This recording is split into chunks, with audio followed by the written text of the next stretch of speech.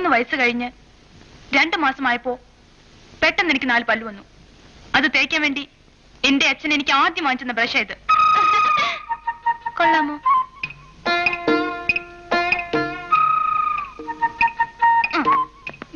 എല്ലാവരും ഇത് കണ്ടോ? എന്റെ 3ാമത്തെ വയസ്സില് പിറന്നാൾ നമ്മ കൈകൊണ്ട് തുന്നി തന്ന ഉടുപ്പാ. ഇത് ഞാൻ മരണം വരെ കളയൂല.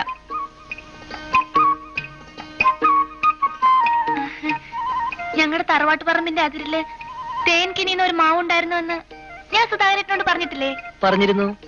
അതിന് ഒരു ദിവസം പണിക്കരങ്ങൾ വീട്ടിൽ വന്നപ്പോ അതിന്റെ ഉച്ചയിൽ ഒരു മാമ്പഴം കണ്ടു.